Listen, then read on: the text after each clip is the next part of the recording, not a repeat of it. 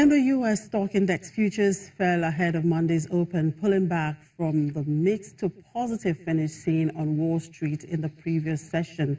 The negative sentiment seen in U.S. futures is likely to be linked somewhat to the recent tariff announcements made by the U.S. president. On Saturday, Trump tweeted that if the EU wanted to further increase their already massive tariffs and barriers on U.S. companies, then the U.S. would apply a tax on European automakers. Many European car firms saw their shares open sharply lower on Monday morning. Now today, a Services Purchasing Managers Index is due out at 9:45 a.m. Eastern Time, followed by the non-manufacturing ISM report on business due out at 10 a.m. Eastern Time. No major earnings are due to be released. In Asia, markets closed lower today as Chinese leaders headed into an annual parliament meeting. Japan's Nikkei 225 fell 0.66%, marking its fourth straight session of losses. Monday's declines also saw the Nikkei touch its lowest level since October. Chinese mainland markets reversed early losses to close slightly higher, with the Shanghai Composite finishing up 0.09%.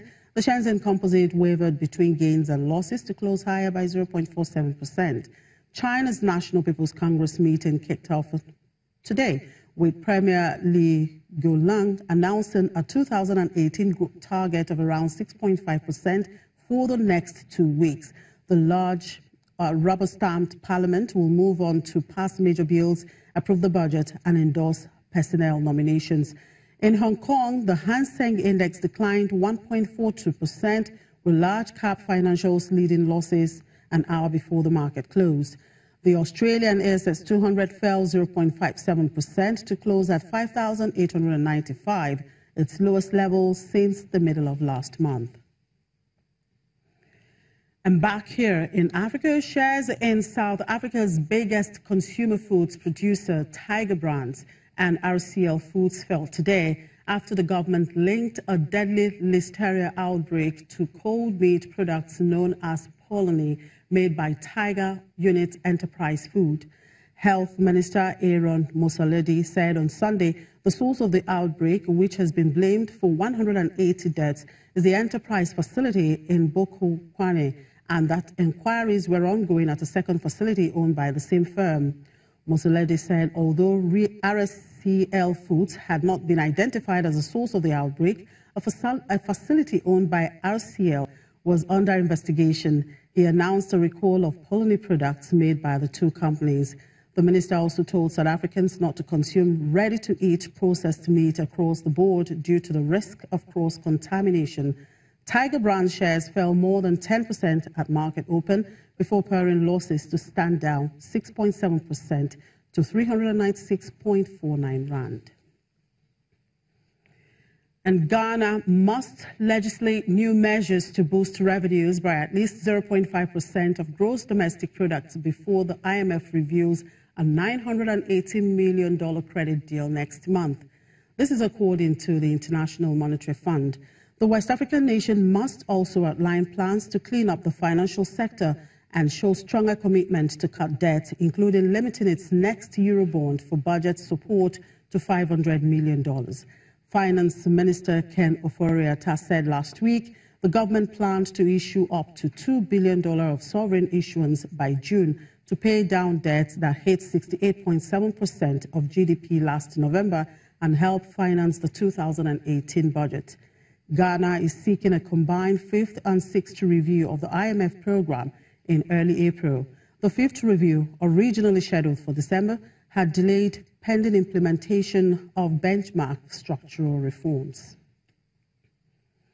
And in Egypt, the foreign reserve surged to a record in February, helped by a recent international bond sale, providing a cash cushion for the country as policymakers begin to cut interest rates. Reserves jumped by $4.3 billion to $42.5 billion. Bank officials said last month's $4 billion Eurobond sale was only one contributor to the increase. A marked improvement across a range of economic indicators had also provided a boost. Analysts say the increase will help offset the impact of $12 billion in planned debt repayment this year as well as potential capital outflows as a result of lower interest rates on local debt. The government is also preparing to raise as much as 1.5 billion euros in the next coming weeks, taking advantage of lower borrowing costs in Europe. And Democratic Republic of Congo President Joseph Kabila has agreed to meet with international mining company bosses who are resisting proposed industry reforms. Mines Minister Martin Kabawalulu invited senior officials from Rand Gold Resources Limited, Glencore PLC, China Molybdenum Corporation, Ivonne Mines Limited, MMG Limited, Zen Mining Group Corporation, and Anglo Gold Ashanti Limited to an audience with Kabila on March 6. The companies opposed changes to Congo's mining code that were approved by Parliament in January and are awaiting Kabila's signature. If enacted, the legislation will overhaul the country's most important economic sector, raising the cost of doing business for investors in Africa's biggest copper producer while boosting the state's share of mining revenue. In the meantime, DP World Limited may develop a $1.2 billion deep water port in the Democratic Republic of Congo. DP World signed an agreement with the Transport Ministry in February 2017, giving the Nasdaq Dubai-listed company exclusive rights to negotiate a contract to build and operate a deep water harbor at Banana on Congo's Atlantic coast. DP World is willing to offer a minority equity stake in the port operating company to Congo's government. The country's existing ports at Matadi and Boma are inland up the Congo River and are incapable of handling traffic from conventional ocean-going cargo liners because of a lack of capacity and drought.